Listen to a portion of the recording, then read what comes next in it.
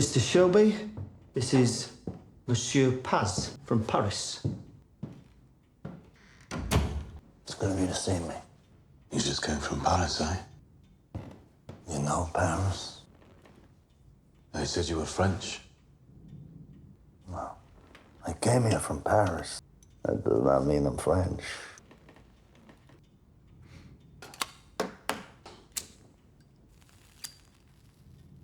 They sound like you. Yeah. I'm a tailor. New York City. Look. Italian. I heard you dress well, Mr. Shelby. But now I see. Not so well as me. I am surprised how easy it was to get into a room with you. And now? And now you should know. He found your gun. And unloaded it. Arthur Shelby. Polly Gray. Michael Gray. John Shelby. Spent. Finally. Tommy Shelby. None of you will survive. Your level of security is pitiful. And we are an organization of a different dimension. I could have killed you when I walked through the door. I want you to be the last. I want you to be alive after your entire family is dead. My mother says that is what hurt you the most. Instead of sending you a black hand, I could have had you killed in the night. But I want you to know why. And I want to suggest to you that we fight this vendetta with honor. No civilians, no children. No police. Welcome to Birmingham, Mr. Changretta. Grazie. You know the name Tommy Shelby. You know the sharp suits, the flat cap, quiet voice that can make a room fall silent with 3 words. You know the man who built an empire from nothing, who outsmarted kings and gangsters and politicians alike, who went from a poor kid from Small Heath to a member of parliament. And for years, we've all bought into the myth that Tommy Shelby is a cold-hearted criminal mastermind, a natural-born gangster, a man who craves power for power's sake. But today we're tearing that myth completely apart. Because everything you think you know about Tommy Shelby is a lie.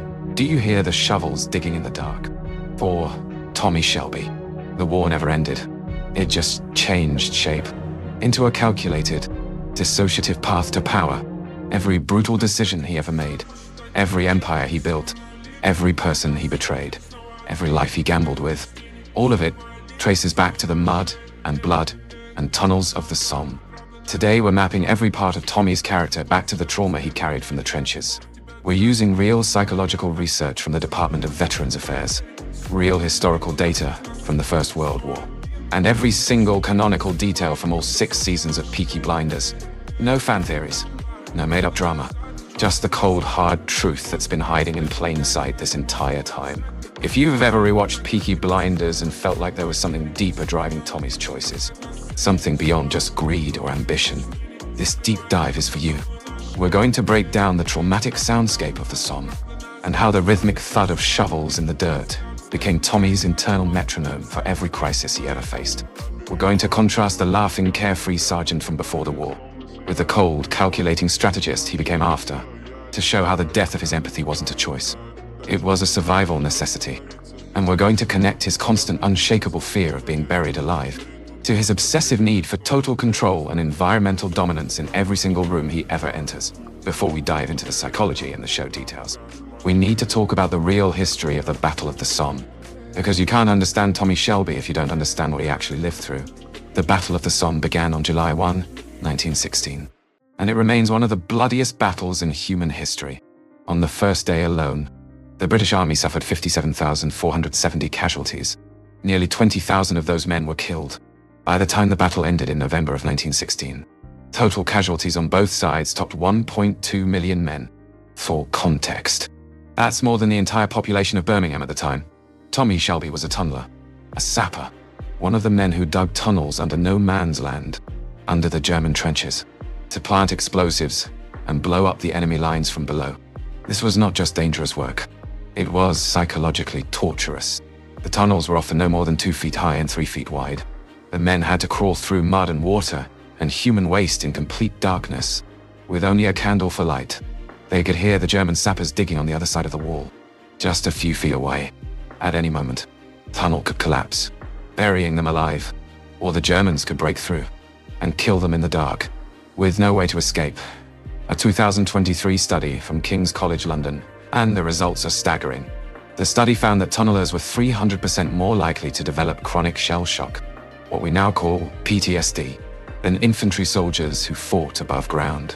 They were more likely to experience chronic insomnia, auditory and visual hallucinations, panic attacks, and a permanent hyperfixation on control and safety.